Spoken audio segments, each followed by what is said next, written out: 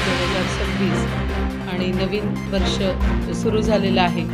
मी सर्वप्रथम सर्व वॉर्ड क्रमांक 148च्या सर्व नागरिकांना माझ्या शिवसेना पक्षाकडून तसेच माझ्या संपूर्ण परिवाराकडून विभागातील सर्व नागरिकांना पदाधिकाऱ्यांकडून नवीन वर्षाच्या खूप खूप शुभेच्छा देते आणि येणारं नवीन वर्ष हे सुख समृद्धी भरभराटी आणि निरोगीचं जाऊ दे, त्यांच्या मनातल्या सर्व इच्छा पूर्ण होऊ दे। त्यांचा जो वॉर्ड क्रमांक 148 मध्ये आतापर्यंत कुठल्याही अशा गोष्टी अडचणींना त्यांना जे तोंड द्यावं लागतंय तर या सगळ्या गोष्टी यावेळी त्यांच्या त्या पूर्ण होऊ दे आणि त्यांच्या मनातल्या सर्व इच्छा पूर्ण होऊ दे, सुख समृद्धी मिळू दे। मला असं वाटतं मी 17 ते 22 या म्हणजे कालावधीत नगरसेवक म्हणून शिक्षण समिती अध्यक्ष म्हणून काम केलं। माझा 147 वॉर्ड होता आणि अतिशय चांगल्या पद्धतीचं मी काम या वार्डात केलेलं आहे। नागरिकांच्या जवळ, नागरिकांच्या घरातली, कोणाची मैत्रीण, कोणाची बहीण, कोणाची बहिणी, कोणाची सून, या पद्धतीने मी पूर्ण वार्डात वावरली आणि त्या पद्धतीचं मी काम केलं। परंतु माझा वॉर्ड SC झाल्यामुळे मला बाजूचा जो 148 वॉर्ड होता तो सर्वसाधारण असल्यामुळे मला तिथे माननीय आमचे मुख्य नेते आणि महाराष्ट्र राज्याचे उपमुख्यमंत्री एकनाथ शिंदे साहेब तसेच आमचे सर्वांचे लाडके आणि शिवसेना पक्षाचे सरचिटणीस खासदार भाऊजी शेवाळे साहेब यांच्या त्यांचा एक विश्वास होता माझ्यावर आणि त्यांच्या विश्वासाने मला तिथे एक भाजप आणि शिवसेना पक्षाकडून महायुतीतून उमेदवारी मिळाली। त्यापूर्वी मी 8 दिवस पूर्वी मी काम सुरू केलं होतं। संपूर्ण एरिया मी बघितला होता, फिरली होती की बरेच ठिकाणी तिथे कामं झालेली नाही। त्या लोकांमध्ये आत्मविश्वास दिसत होता त्यांच्या डोळ्यामध्ये की जेव्हा मी ज्या नागरिकांना भेटली तर त्यांना असं वाटत होतं की बाजूच्या वार्डात खूप चांगलं काम या बाईने केलं आहे तर नक्कीच आपल्याकडे पण चांगलं काम करणार। ठीक आहे, भरपूर म्हणजे प्रत्येकाची इच्छा असते, सर्वसाधारण वॉर्ड झाल्यामुळे प्रत्येकाला वाटते की मी पण नगरसेवक व्हावं। कार्यकर्ता हा नेहमी अपेक्षेपोटी असतो आणि काम करत असतो, परंतु AB फॉर्म मात्र एकालाच मिळत असतो। त्या पद्धतीने माझ्यावर विश्वास ठेवून माझ्या पक्षाने आणि तसेच मी भारतीय जनता पार्टीच्या सर्व वरिष्ठ आणि पदाधिकाऱ्यांचे खूप आभार मानते की त्यांनी माझ्यावर विश्वास ठेवला आणि महायुतीचा उमेदवार मला घोषित केलं। तर त्या पद्धतीने मी त्यांचा पूर्ण विश्वास पात्र ठरणार आहे आणि त्या विश्वासाला कुठेही तडा जाऊ देणार नाही। त्या पद्धतीने मी माझं काम माझ्यासोबत मग जे कोणी महायुतीचे पदाधिकारी आहेत त्या सर्वांना सोबत घेऊन मी काम करेल। त्यांचाही आत्मविश्वास वाढेल। मी नगरसेवक नसून ते सर्व नगरसेवकीचे उमेदवारीचे पात्र आहे असा विचार करून आम्ही सगळे मिळून काम करू। माहिती का, मी आता तुम्हाला तेच सांगितलं की प्रत्येकाची इच्छा आहे, कारण आपण तळागाळातले नागरिक आहोत, काम करत असतो। कोणाचं हॉस्पिटलचं काम असेल, कोणाचं ॲडमिशनचं काम असेल, कोणाच्या घरात घरगुती वाद असतील तर तेही आपण आपापल्या शाखेतून करत असतो आणि ही इच्छा आहे। का इच्छा दाबू नये? म्हणजे मोठाही माणूस उमेदवारी मागतोय आणि लहानही माणूस उमेदवारी मागतोय। बरेच लोक अपक्ष पण आहेत। जनता न्याय देणारे, जनतेच्या हाती कौल आहे, जनतेला माहिती आहे कोण काम करतं, कोण नाही काम करत, कोण कसं आहे आणि त्या पद्धतीने जनता विचार करेल। आताची नवीन पिढी, नवीन युग, जी मुलं आहेत, तरुण जी पिढी आहे ती पण अतिशय म्हणजे अभ्यासू आहे।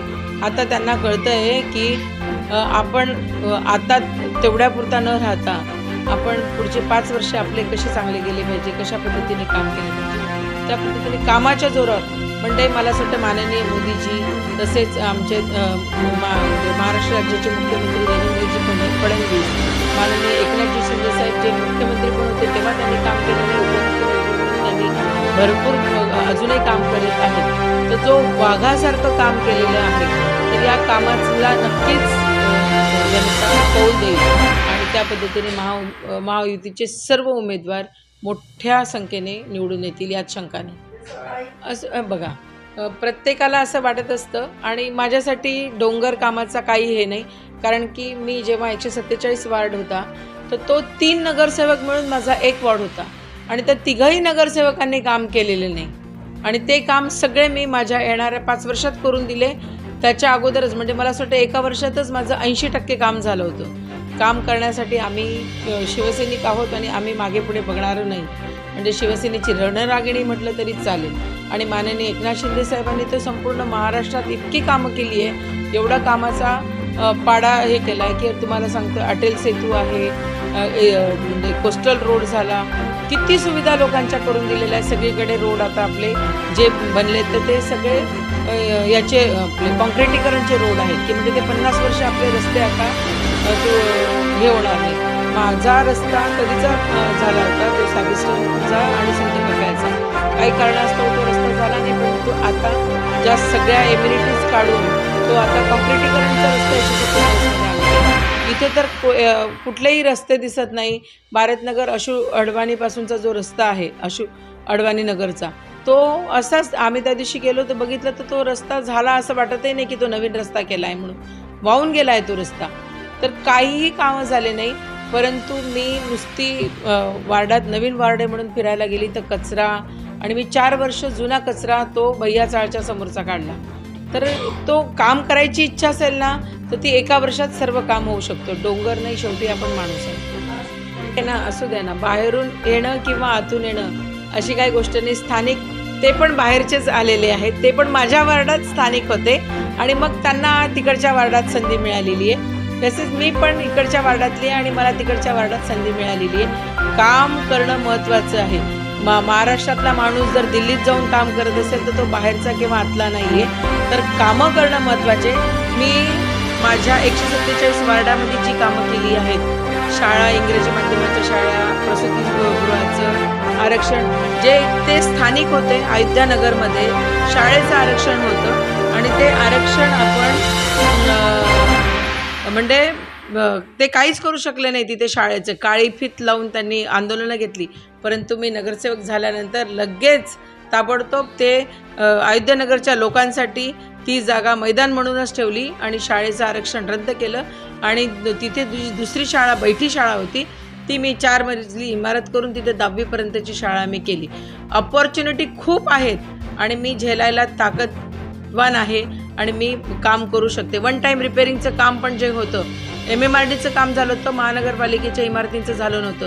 मी महानगरपालिकेत बसून GR आणला आणि त्या पद्धतीचं काम करून मी माझ्याकडच्या 34 इमारतींचं काम मी वन टाईम रिपेअरिंगचं करून दिलं. मी जे 147 वार्डातल्या नागरिकांना जे जे मी सांगितले होते त्या सर्व गोष्टी मी त्यांना जे वचन दिलं होतं ते मी वचन पूर्ण करून मगच मी दुसऱ्या वार्डात आता पदार्पण करत आहे. आणि मला असं वाटतं त्या वार्डातील लोकही मला एक्सेप्ट करतील किंवा मला ते अनुमोदन देतील, कारण की त्यांनी 147मध्ये माझं काम बघितलं आहे. पहाडासारखं काम जे बघितलं आहे, डोंगरासारखं काम बघितलं आहे. आणि माझ्या लाडक्या बहिणी माननीय एकनाथजी शिंदेसाहेब यांच्या पाठीमागे त्यांचा तो लाडका भाऊ आहे आणि त्या पाठीमागे ज्या महिला आहेत त्यांना त्यांचा आत्मविश्वास, आत्मसन्मान त्यांना मिळवून दिला आहे माननीय एकनाथजी शिंदेसाहेबांनी.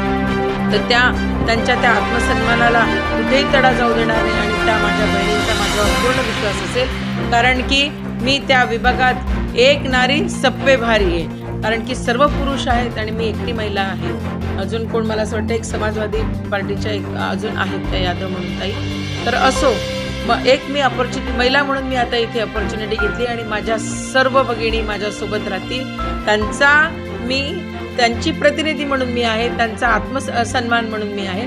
आणि मी माझ्या कामाच्या पावतीवर परत महायुतीचे जे सगळे संग्राम आहेत त्यांनी ज्या पद्धतीने पूर्ण महाराष्ट्रात काम केलं आहे ते कोणाच्याही याला घाबरलेले नाही.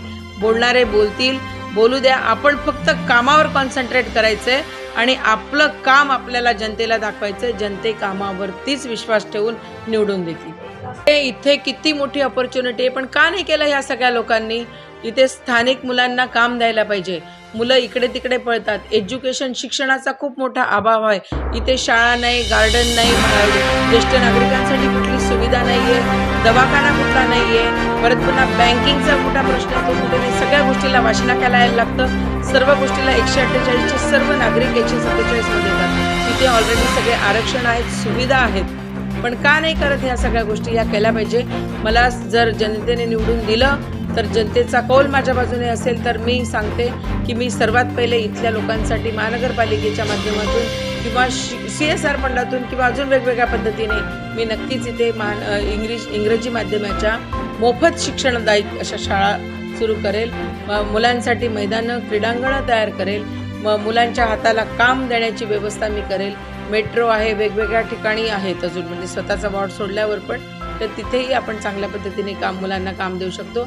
आणि तुम्ही जो प्रश्न मला विचारला आहे की महिला भगिनींचा खूप मोठा प्रश्न आहे, तर नक्कीच इथे महिला भगिनींसाठी आपण रोजगार उपलब्ध करून देऊ. आता सुद्धा माननीय एकनाथजी शिंदे साहेबांनी महिलांना घरी घरी कामधंदे उपलब्ध करण्यासाठी एक रोजगार सुरू केलं आहे. सहकार क्षेत्रातून माननीय आनंदराव अडसूळ यांच्या माध्यमातून सुद्धा आपण आता सहकार क्षेत्रातून महिलांसाठी योजना सुरू करतोय की ज्या पद्धतीने ती स्वतःच्या पायावर उभी राहील, घरात बसून काम करेल, तिचं कुटुंब सांभाळेल, तिला 2 पैसे मिळतील आणि ती स्वतंत्र महिला सक्षम राहील.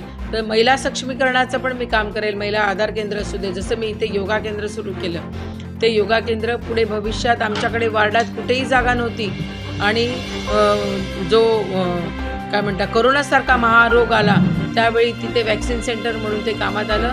3,35,000 लोकांना आपण सगळ्या वेगवेगळ्या क्षेत्रातून हे दिलं लसीकरण.